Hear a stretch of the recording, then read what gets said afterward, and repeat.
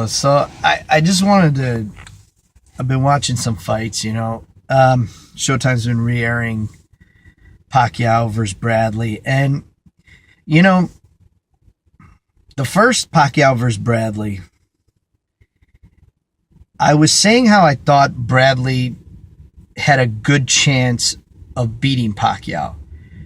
I actually didn't have as much respect back then for Pacquiao as I do now. I have more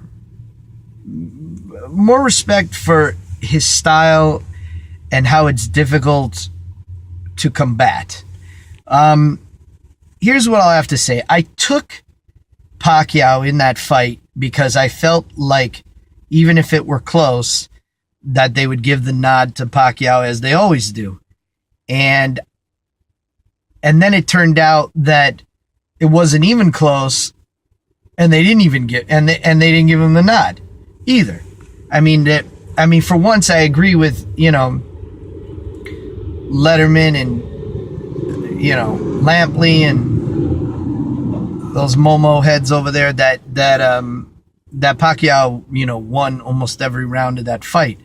Now, fact of the matter is there was a blatant ankle twist early on from Bradley. To what extent did that hinder his ability to do his thing against Pacquiao?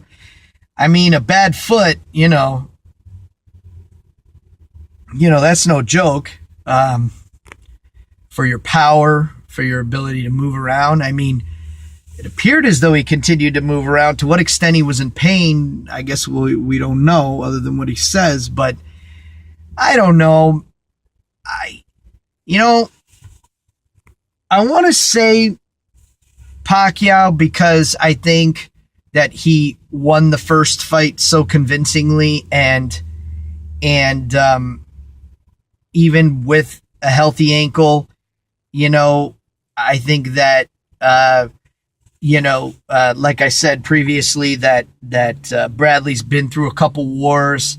I mean, I watched those fights too, and even though whatever they were saying how he was slurring his speech for a month after the Provodnikov fight or whatever, and I mean he did win those fights. I don't think people were saying how it was close. I mean, I know that he went down in the 12th round, but the fact of the matter is he dominated those fights. I don't think there's any doubt. He outboxed Marquez, which is saying something. So I don't know. I think that Marquez, that Bradley, he's got a little more wear and tear on him.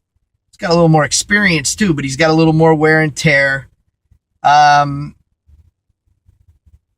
But he's got more name recognition, and I guess that was the whole point of the whole thing. So I don't know. Pacquiao just seemed to, whenever they engaged, Pacquiao seemed to get the better of him. Bradley landed some clean shots, no doubt about it, but he doesn't have the power to put Pacquiao down. And I don't know if Pacquiao has the power to put Bradley down, but Bradley for sure does not have the power to put Pacquiao down. At least nowhere near any one-punch knockout power. And I think Pacquiao just mixes it up better when you stand toe-to-toe with him. I want to say he's going to win. I mean, everything points to that, but you just never know with these guys. You just don't know. You don't know if Arum would rather have a fight between Bradley and Mayweather and take less money, even though Bradley's less known, or because it just burns him too much to give in for a Pacquiao fight between him and Pacquiao. Because we all know Mayweather's in control of the purse and how much he gets, and because he's the main draw. And we don't know all the politics behind that. I mean, the politics of Manny over in the Philippines taking less than a quote unquote American black man. I mean, you couldn't have any idea the type of bullshit that might be behind quote unquote his image. Gentlemen, don't get me wrong.